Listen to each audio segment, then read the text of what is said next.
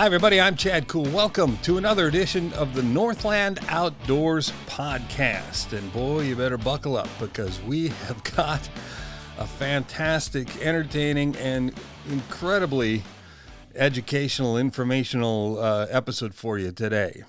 Doug Leier, North Dakota Game and Fish Outreach Biologist, is our guest today. And Doug has got his finger on the pulse of just about everything that has to do with wildlife and the outdoors in the state of North Dakota and the region. Just a great conversation about everything from waterfowl to deer to wildfires and everything else. So hang on, it's going to be a really, really good episode today. But before we go any further, a quick thank you to our sponsors: Ray's Sport and Marine, Muscatel Burns Ford, Devil's Lake Chamber of Commerce, and Lake of the Woods Tourism. Couldn't do it without their help. Also, you don't want to miss a minute of Northland Outdoors or any of the great articles that are online. Make sure you go to inform.com and subscribe, and you will not miss a minute. Also, make sure that you check your local listings and tune in to this season's Northland Outdoors television series.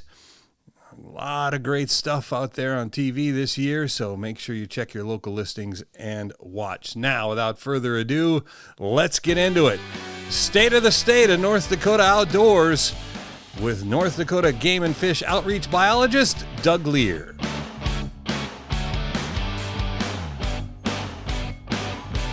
Well, there are very few people that have their finger on the pulse of everything outdoors and wildlife in the state of North Dakota than this guy. Doug Leier, North Dakota Game and Fish Biologist, joins us on the Northland Outdoors Podcast. Doug, great. We were just talking about the fact that we've kind of been doing this outdoor thing in different mediums for 30 years, and this is really the first time we've gotten together to talk about it. So welcome. Yeah, this is really a privilege because there's a lot of people when I look back over my life. I mean, I grew up watching Marlon Perkins' Wild Kingdom and Lauren Green's New Wilderness, Marty Stauffer and Tony Dean. And then I remember watching you on the, the Great Outdoors. If I'm not mistaken, was it like Saturdays at 6:30 after the news? Hey, you got it. Yeah. And I was thought, man, that guy's got it. You know, he goes out hunting and he goes out fishing, and they're filming it, and he looks like he's all he's doing is catching fish and shooting pheasants. I mean, that guy, and look at you, whatever it's been, 30 years later, you're still out shooting pheasants and catching fish. It's great to be with you. Yeah, well, we really appreciate it, Doug. And I know a lot of you are familiar with what this guy does. His title is Outreach Biologist, but really what he does is he keeps us all so informed of everything that's going on. You can read his work here in Northland Outdoors on the Inform website and Outdoor News and all sorts of different places. Very knowledgeable, but let's just go back a little bit. You're just telling me 29 years you've been with Game and Fish. What led you here? Let's go. How did Doug Leier end up being such a fan of the outdoors and get involved with biology and the game and fish? How did this all happen? I consider myself one of the luckiest guys in the world. I mean, I'm blessed way beyond, way better than I'd ever deserved. So I grew up in North Dakota. I was born in Williston, and my dad was just, his DNA, he's still, with us today, but was hunting, fishing, trapping. Some kids would get off of school and go to football practice and baseball practice. We'd go out and check traps. And that was just the way that I was brought up. So I always wanted to have a career in the outdoors. And I went to college in Botno, graduated from NDSU in Fargo. And then I'd worked some summer temporary positions. And I was so fortunate to learn from some great people. I referenced some of the people that I grew up watching, and I mean that. I learned so much from those people. And then having that opportunity I was born in Williston and lived in Lemoore. And then my Game and Fish and Wildlife Service temporary positions took me from places from Stanley to Cullum to Long Lake Refuge, Lostwood. I started off my full-time career as a game warden in Botno, and then transferred down to West Fargo. And then here's kind of a behind the scenes thing for the hunters and the anglers of North Dakota, because we serve, and it's not just, like me, it's South Dakota Game Fish and Parks, Minnesota DNR, North Dakota Game and Fish. We serve the best people in the land. The people that love to hunt and fish and trap and spend time outdoors in the upper Midwest are like no place else. They have a passion for it. I follow Northland Outdoors, and you folks do a great job covering some of the Minnesota legislative issues and the hot button topics. And I love the passion that the deer hunters, that the anglers have. And working for Game and Fish is such a privilege to be able to. Things change slowly, but my job as an outreach biologist was created because we have a huge population base in the Red River Valley for North Dakota, Grand Forks, Fargo, Wahpeton, and up and down the Red River Valley. But our closest offices are in Devil's Lake and in Jamestown. And it makes sense because where our fisheries biologists and wildlife biologists are doing their work, pivots much better out of places like Devil's Lake, Jamestown, Harvey, Riverdale, Williston, and Dickinson. But when it comes to trying to connect with, the literally tens of thousands of people that hunt and fish that live in Fargo and Grand Forks, and they travel out to Regent pheasant hunting, they head to Devil's Lake fishing, we needed somebody to kind of bridge that gap. So that's really what I do. And I honestly, I mean it from the bottom of my heart. I got the best job in the world, and that's kind of providing that link between the game and fish department and then the users, the guys and the gals that get out and they're going to go try to catch fish and go shoot pheasants. Yeah, guys like me, and it's extremely, extremely valuable stuff. So let's get into a little bit of a state of the state, so to speak. Waterfowl season, huge in North Dakota. I was out there just a couple of weeks ago in the Devil's Lake area. Had a great shoot, but all pretty much local birds. Not a lot of migrators yet, and I think a lot of guys are waiting on that. It's another one of these years where everything's so warm. Those birds are up in Saskatchewan, with full bellies, and they got no reason to leave. What's the situation right now? Are we starting to see a few birds come down? Yeah, just actually on Wednesday, I started to hear of some of the northern birds moving in, and everything you're talking is north of Highway 2 for the most part, from Devil's Lake over to Rugby to Minot, north of there, where the Canadian birds started moving in. And it's just kind of the beginning of the migration. And to understand the biology of it is the shortening of days is going to trigger your rut. It's going to trigger your migration. So even if we continue on with a warm November, you're still going to have birds that are going to be migrating. The clock is ticking. They start moving out of Canada. When you get the snow and you get the cold, that kind of expedites the migration where they're looking for food, they're feeding, they're starting to move, things are freezing up. So you're going to have a migration regardless. If you didn't have the photo period, then deer wouldn't go into rut in Texas. So it's not just about cold. It's not just about snow. It's about the shortening of days. The good thing is, and if I'm not mistaken, if I saw through some of the social media feed, you're shooting some local divers. Did I see in the bag up in the Devil's Lake area? Yeah, it was pretty much all divers, canvasbacks, and a lot of bluebills. I was really surprised at the number of bluebills around. Then, of course, with a one bag limit, you had to start being real. It didn't take long to get five bluebills, and then you really had to be careful. And that's something to think about for guys going up, because there was a lot of them around. But over water, and I just love hunting waterfowl over water. I know a lot of guys are field hunters and exclusively the greenheads, but I approach waterfowl like I do fishing. I always say, don't be a fish snob. I don't get mad when I catch a pike, unlike a lot of people. I said, don't be a duck snob either. Besides, trying to hit a bufflehead coming in full bore is not an easy task. No, and I love that message, because there's people that might be frustrated if they're traveling to North Dakota and they X out that last week of October because they figure there should be some northern birds moving in, and they get there, oh man, the migration hasn't really kicked in. Just because it hasn't kicked in yet doesn't mean you don't have the opportunities, and that's one of the things that we really try to point out to people that spend time outdoors. If all you're going to do is say, I want 2 curl mallards, you're setting yourself up for some disappointment. So when you get to the spot and you find out that, hey, looks like we're gonna have a great gadwall shoot, then go out and shoot some gadwalls. That's the beauty of where we live in the upper Midwest is you're only limited by your own expectations. I mean, quite frankly, there's a lot of people that would say, gosh, going up to Devil's Lake and, we're shooting bluebills. Well, I mean, fantastic, because what you didn't probably have was the competition that maybe some Right. of the Yep. other people. So if you look for that, you can find less competition, more opportunity, and then also maybe that little sense of satisfaction kind of cranks up just a little bit. It's like when I run into people that still love to go out and shoot sandhill crane, there's Yeah. not a lot of competition when you get out chasing sandhill crane. And when you find a field, and if you decoy sandhill crane, if you've ever tried doing that, and then Yeah. the real challenge is then when you get them and you're going to try to make something good to eat out of sandhill crane. That's when the difficulty.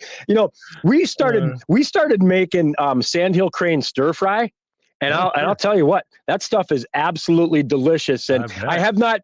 haven't tried it on coot yet, but if you ever find yourself in a spot and you're going, it's early October, the ducks aren't around, all we got is coots. I'm telling you, it's the same thing with bullheads. I've eaten my Yeah. share of bullheads, Oh, yeah. and just don't let anybody else know. That's all you got to do is just keep it to yourself. I'm one of these weird guys, though, that the wilder the taste, the more I like it. So I love those diver ducks, and that's one of the reasons I love those diver hunts, because everybody gives me the ducks at the end, and no, it's but I mean, you're right, and there's so many different. We had Gadwall, we had Widgeon, which is a beautiful duck. Even there isn't anything prettier than a full plume male spoonbill. Oh, Those things are absolutely gorgeous, when you shoot them. So no, we had a lot of fun, and I've got one more week left on my North Dakota waterfall license. I got a good buddy who's got a place in Gackle Streeter, and he's on the with his eyes to the sky. So when he calls, I'm going to go out there again and see if we can't get some migrators and have some fun. So that's good.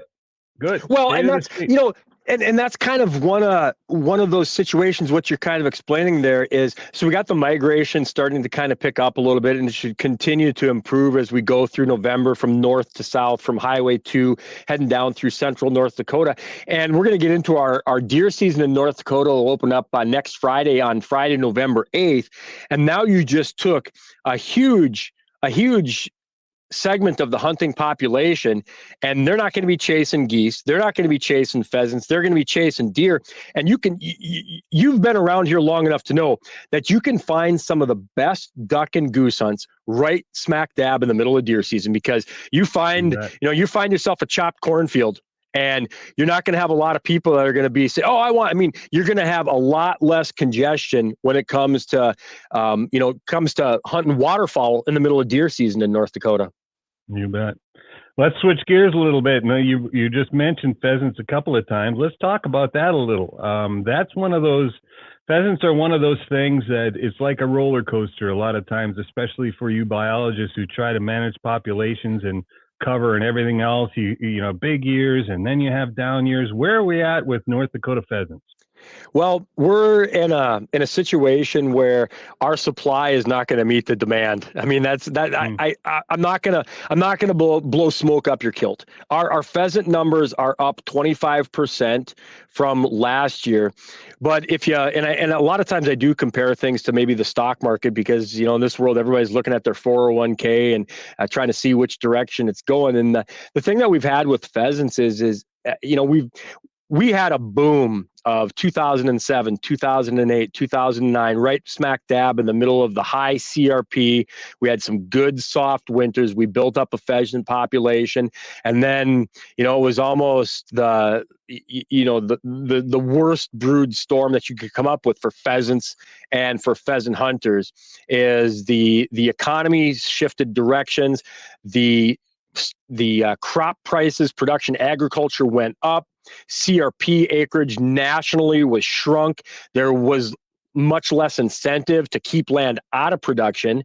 So you lost that production. You combine that, you lost that, grassland CRP for the production, and along with some nasty winters. And so the here and the now is our pheasant numbers are up 25% from last year, but they're building on a loss, so to speak, from 2 years ago when we had that nasty winter of 2003. So we had just severe mortality on deer, which we're still trying to recover from. And that, the frustrating thing is it can take literally a decade or decades to grow a population, and just like the stock market, you can lose it literally overnight. And unfortunately, that's what happened. And realistically, building back to those numbers from 15 years ago, that's just not a realistic expectation right now. It was interesting because we talk a little bit about some of the history of the people, and I was actually reading through Dakota Country Magazine, and the Mitzels have done a fantastic job for a long time,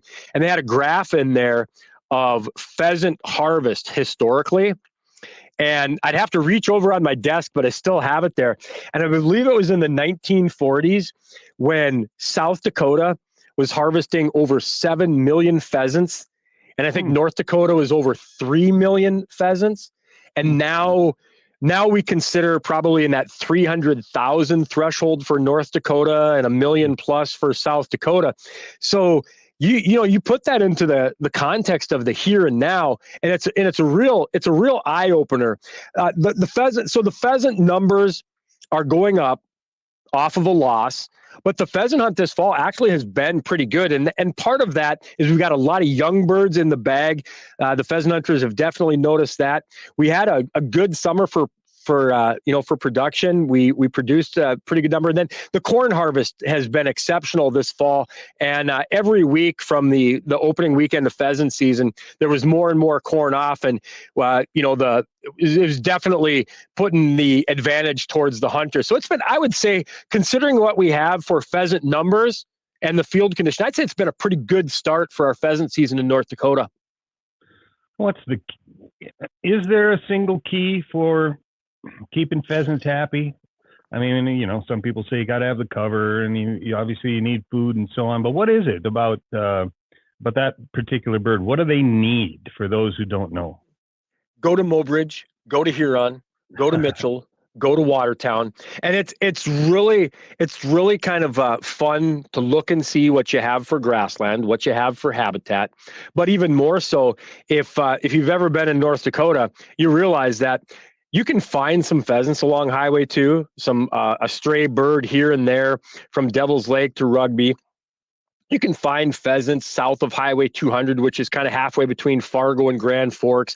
Head over towards Washburn, and you can find some pheasants. The further south you go down to I-94, you go south of I-94, you continue to improve your pheasant population. And it's a combination, for sure, habitat, but it's just North Dakota's on the northern range of pheasants. And I mean, you could, in a gross example, I'll tell people, you could stock as many pheasants as you want in Estevan and, Regina, right, and you're never gonna sustain a pheasant population. It's going to be essentially like putting trout in the trout pond. You're going to have to put them there every single year. But you go down south on the North Dakota, South Dakota border, get into South Dakota, you've got the combination of a winter.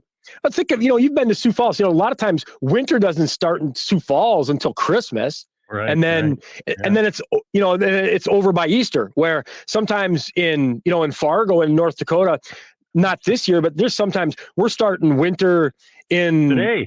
In October, November. Halloween with snow on the ground is not unheard of. Yeah. 5 years ago, I think it was 2019, our pheasant opener in 2019 in North Dakota, there were places that had 20 inches of snow, and interstate was shut down for the pheasant opener in early October. Yeah. So that's why when it comes to pheasants, North Dakota, we're just not going to have what they have south of us, which good for them. Well, personal eyewitness report. We did spend a day when I was out there here a couple weeks ago over in the Rugby area, and we took a few walks, and we actually managed to get 3 beautiful roosters. And I couldn't believe the number of Hungarian partridge.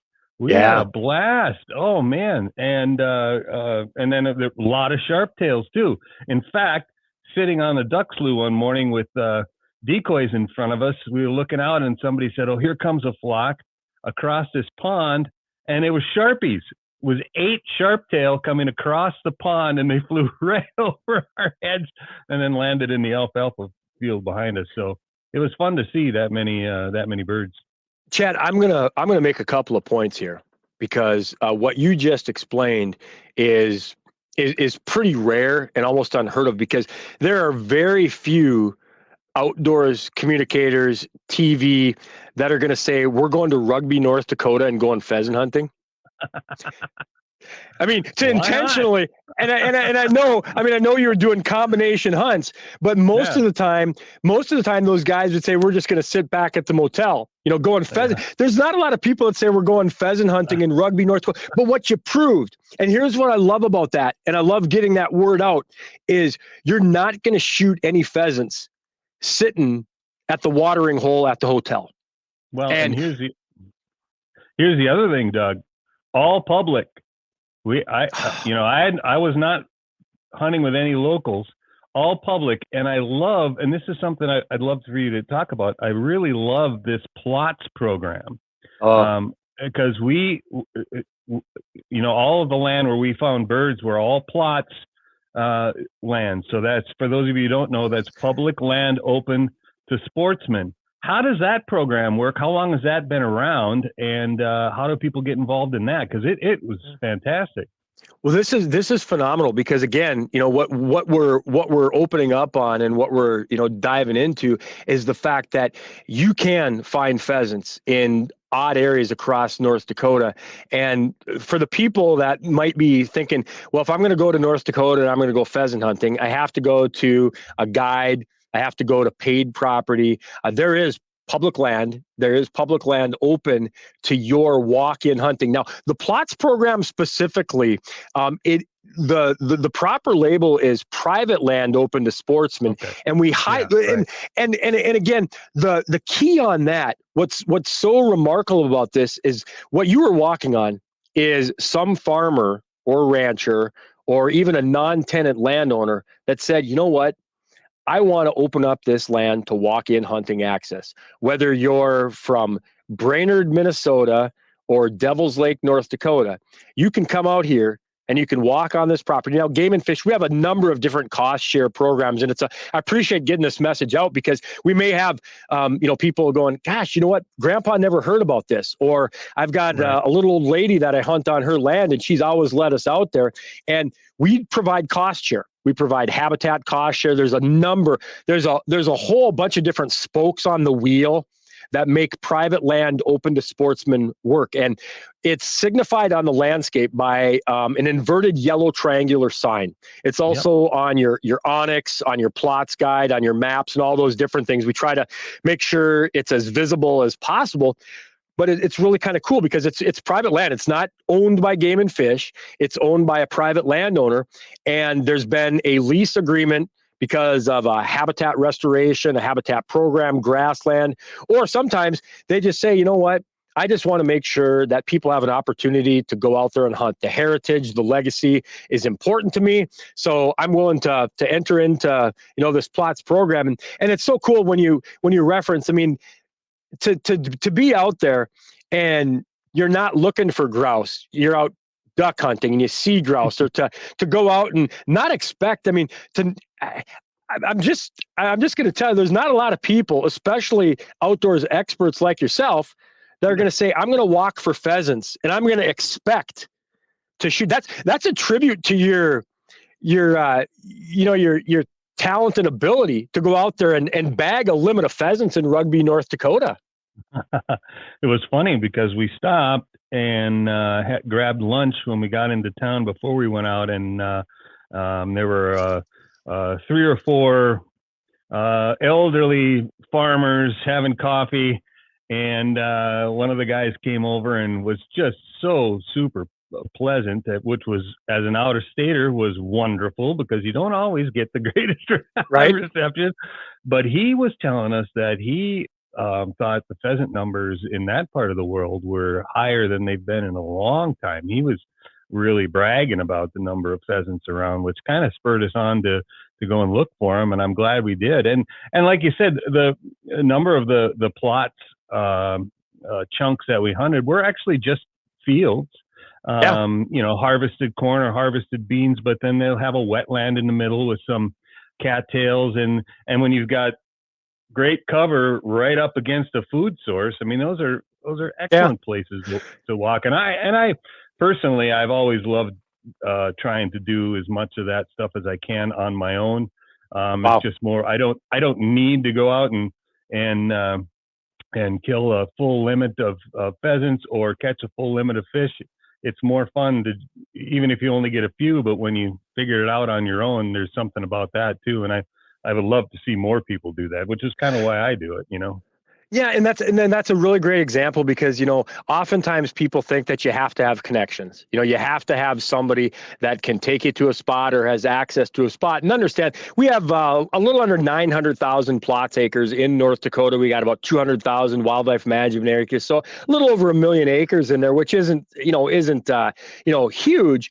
But at the same point, I think sometimes people just assume that public land or plots land or any kind of open access land is going to get pounded, and it's going to have so much traffic and there's going to be nothing left out there. And then, I think a lot of times people, unlike you, they just drive by those, or they just think, somebody probably hunted that this morning already, or somebody probably pounded that yesterday or last week or last month. And they just kind of overlook that when, again, that's a fantastic story. And it's one I can't wait to share with some of our private lands folks out in Bismarck, because that's what it's supposed to be, really. I mean, our plots acres can't be everything to everyone. It's not going to be able to supply a honey hole for every single hunter out there. But what it does is it proves that if you're a dad or a son or an uncle, and you think, man, I don't have the means to pay, a few $100s per gun per day, or pay per bird, or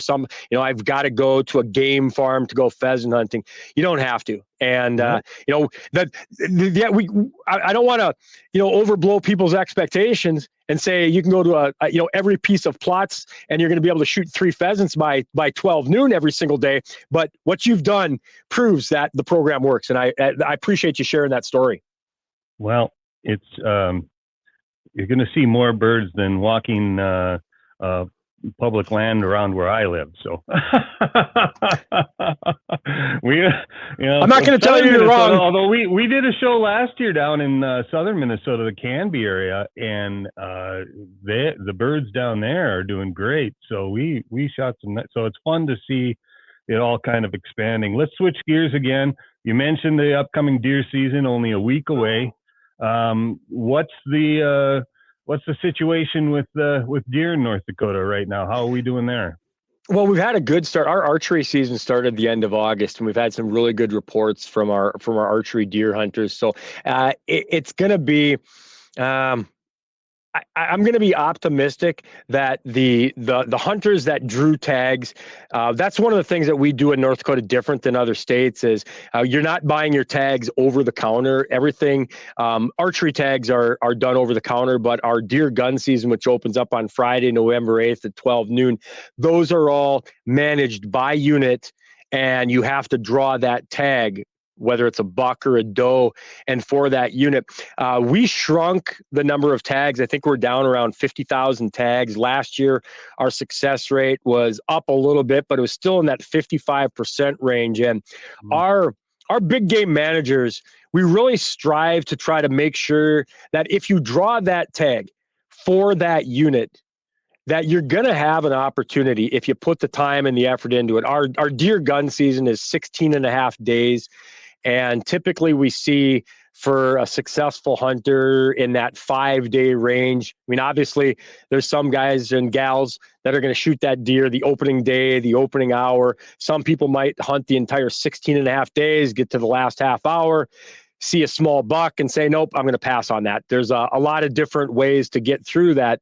But, our management philosophy is more about making sure if you draw that tag, you're gonna have an opportunity at bagging a deer if you put the time in, if you got the gun sighted in, if you decide to shoot it. So, and I'm not saying, Other states do it right. I'm not saying that we're the only way to do it, because the hunters have different expectations too. There are hunters that want to draw a tag every single year, and they don't Right. care if they go out there and they're unsuccessful. They just want to be a part of the hunt. Well, you can shift your odds by applying for a doe tag in different units. Some states basically just say, if you want to hunt deer, you're going to be able to draw a tag. And if you're not successful, those are the shakes. And we've kind of balanced it out where if we have a hunter success rate getting close to that 60%, we don't get as many negative reports of, oh, game and fish are just selling tags to make money.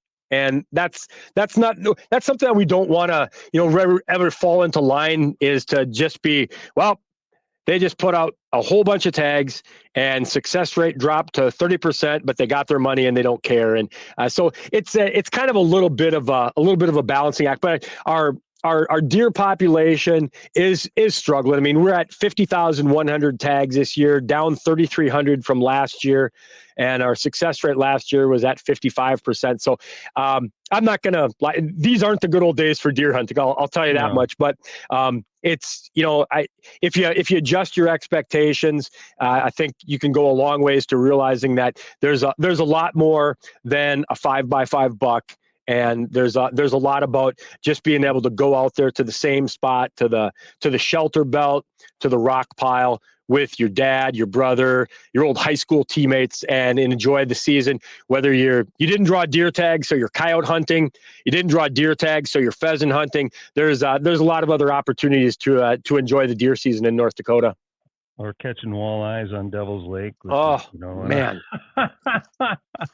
Hey, no, it's the social part of that that's so important. I mean, to so many of us, really. Some of my best deer openers are getting sunburnt fishing on the river. I mean, I absolutely, when we get because I know we're going to have many more deer seasons where it's cold and snowy, but when I can be in a t-shirt on the banks of the river catching fish, I love it. Yeah, no, I'm with you 100%. And I love the comment of adjusting your expectations, because I've finally gotten way old enough where I'm not a scorebook hunter anymore. I'm a freezer hunter. And the first 2-year-old that walks in front of me is in big trouble, because all I see is tenderloin. Yeah. I mean, I see sausage with legs, man. I see sausage with legs. Yep. Yeah. Hey, let's one of the things, and I know you had a recent article in Northland Outdoors about chronic wasting disease, CWD, referred to as all the time. And I get a lot of people that ask me that really just don't understand what it is and why it's a concern. Can you give us just some idea of what we're talking about with chronic wasting disease and why it's a problem? Yeah. Well, the best thing that I can tell hunters and non-hunters is it's always fatal. It's always fatal. There is not a cure that we know of. There is not a preventive. There is not a preventive methodology for keeping a deer from getting chronic wasting disease. There's no kind of no shot or any. I mean, it's so. I start off with the fact that it's always fatal. And if you love deer and you love deer hunting and you grew up in the heritage of deer hunting, you want to see the legacy passed on, then whatever we can do as wildlife managers to try to deal, and it's really hard to really get your arms around of, because when I start off with it's always fatal and there isn't a cure, and so far what we have clinically is just being able to test on dead deer, makes it even more of a challenge for disease biologists and for wildlife managers to deal with this, because you can't test the susceptibility of a deer population for chronic wasting disease, and you can't prevent. That's one of the really scary things about it is the mutations in the future and what we know now versus what could happen 3 years and 5 years from now. So there's a lot of biologists and disease experts that have questions, because it's science, it's not math.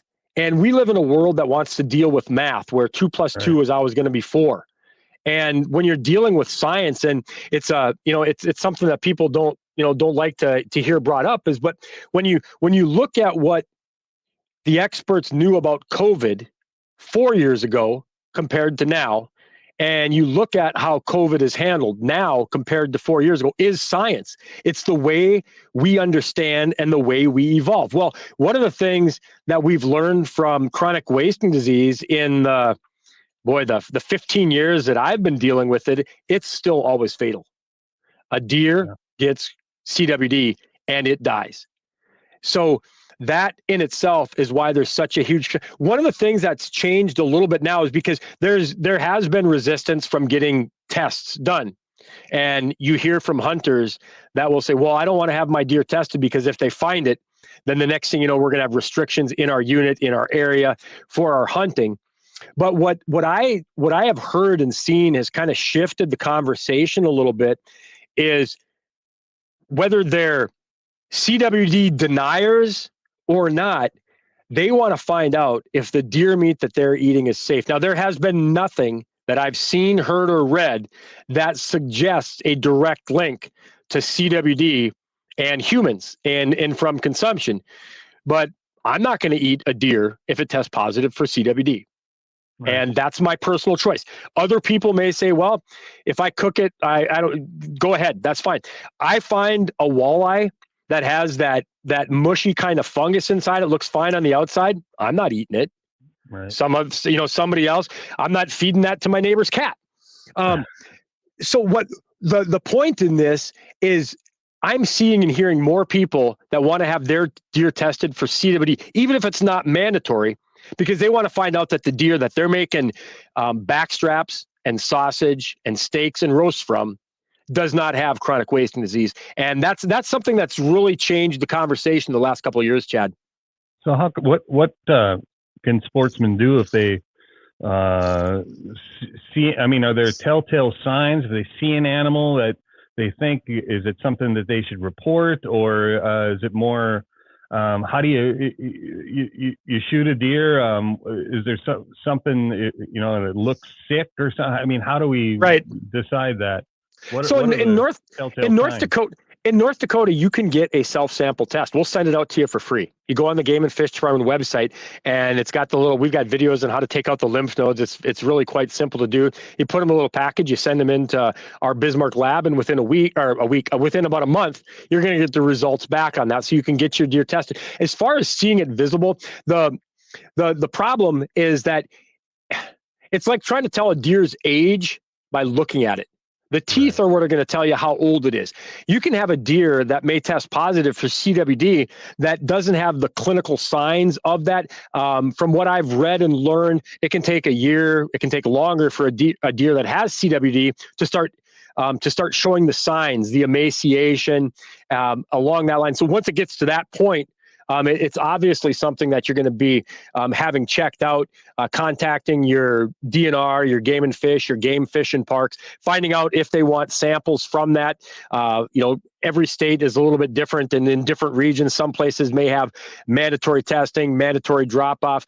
But what we have in North Dakota is where if you want to have your deer tested, we do have free self-sample kits. We also have drop-off locations, Game and Fish sites all across the state. We've got great cooperation from everything from locker plants to taxidermy and other places where you can drop off deer heads to get your deer tested. So it's a hot button topic, and similar to zebra mussels, we're going to be talking about this forever. We're going to be talking about zebra mussels from here on out. And I think the more people can do to get educated about it, as you and I both know in our line of work, and how knowledge is power. And the more you know about it, the more educated and informed you can be, the more it all makes sense, when you're dealing with rules and regulations, because, you look at whether it's a lake in Minnesota or a deer hunting regulation in North Dakota, the first time you look at it, I mean, I pull up to some lakes and I go, whoa, that's a lot to really digest before I go out on the water. It's the same thing with things like CWD, is if the first time you know about it is when you're getting ready to drop off ahead. There's so much information out there. You can take some time to educate yourself. And then what that also does is it helps you educate some of the other hunters and some of the other people that are in your circle. And that's where it really pays dividends. Yeah, knowledge is power. And it's like you said, dealing with the AIS stuff and fishing, it just becomes part of the routine after a while, and that's just what, we humans are tough to change, but if we do it enough, we change. We do. Well, and think, you and I grew up in an era before seatbelts were mandatory. And in fact, I was just stand up in the front seat. Well, and I was talking with one of my kids about it, and this is how dumb we were. So I grew up as a kid in the 80s when seatbelts were becoming mandatory. And I remember when the seatbelt law went into effect, there were some kids that would put their shoulder belt on and they'd put it underneath their arm. Oh yeah. So it didn't look like they were wearing their seatbelt. Because that's not cool. Right. And now, I don't know why people would say, well, I don't want to drain my boat before I leave the lake. I mean, but and again, I digress just a little bit, but what you were getting at is when we get into AIS regulations, when we get into deer transport and CWD regulations, the longer and that we're dealing with, the more of just a habit that it turns into, and that's really better for all of us. Yeah, it's like every time you pick up a gun, you check to see if it's loaded. Same kind of deal, right? Great point. Yep, absolutely. Hey, quickly, you mentioned it earlier, and I'm for sure the leader of this pack because fishing is my number one thing I love to do. But this time of year, last year we went up, I believe it was just prior to Thanksgiving, and filmed a show with Mr. Dave Randash up on Devil's Lake at late November. And boy, the walleye, only boat out there, and the hundreds of thousands of acres of Devil's Lake, basically, and the walleyes were fantastic. This is the best time of year to catch fish, as far as I'm concerned. It's really similar to your story about the Plots acres. Is if you drive by and you don't see anybody out there, and you think, well, must not be any birds out there. You drive by a lake this time of year and you don't see anybody out there. Well, it must not be any fish out there not biting. You could never be more wrong in your life. I mean, this is the beauty of not having that competition, not having that congestion. You look at the boat ramp and go, there's nobody here.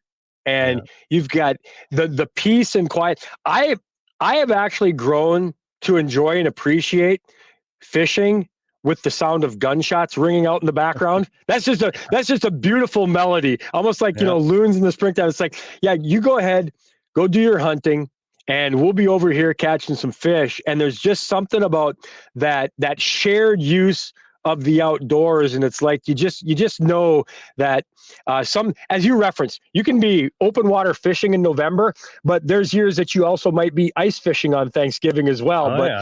So you got to be ready for both. Yep. Now, if only, Doug, if you could just please turn this 2 months, or maybe if we're really lucky, 3 months of fall into about 6 or 8 months, so we'd have more time to do all of this stuff. That would be great. So you work on that.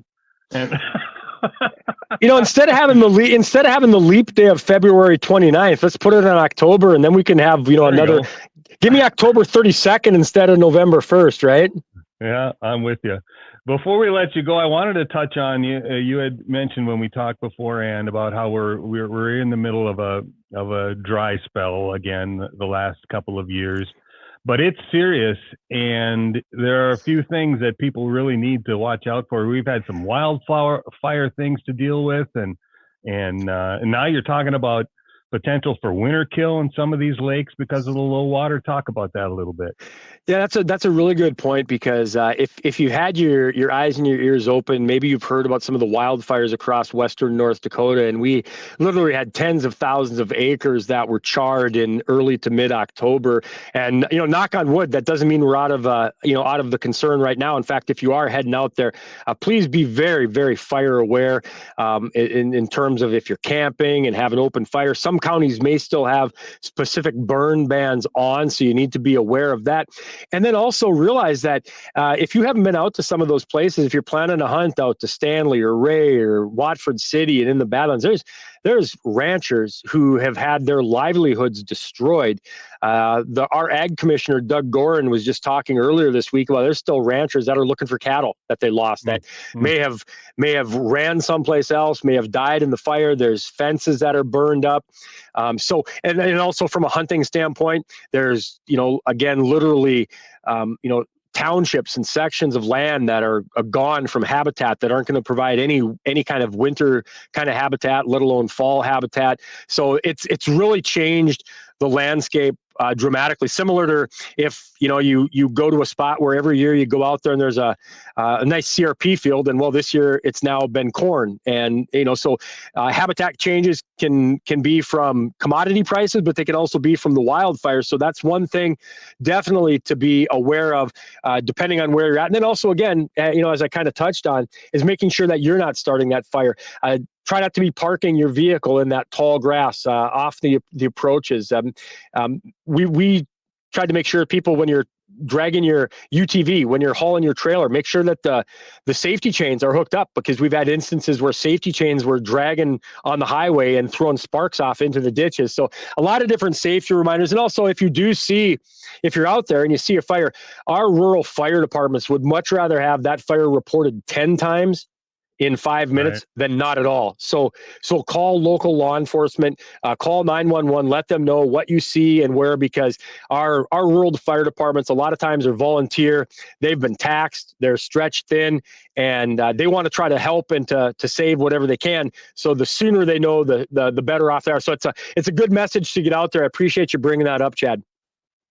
Well, it's, everybody's got to be aware, and you got to know what kind of conditions you're going into when you're going out there. So, and it's, not just North Dakota, it's everywhere that we've been dealing with the dryness. Right. So, hey, this conversation's been way too long in coming, but this has been awesome, my friend. This has been great information, and I really, really appreciate you coming on. If those of you who, all right, if I put your email up, Doug, if anybody's got any questions about anything. So absolutely. Get them right there, dleier@nd.gov. If you have any questions or anything that you want to talk to the man about, and then obviously keep watching, looking Northland Outdoors on Inforum and everywhere else, and still writing once in a while for Outdoor News and those folks as well.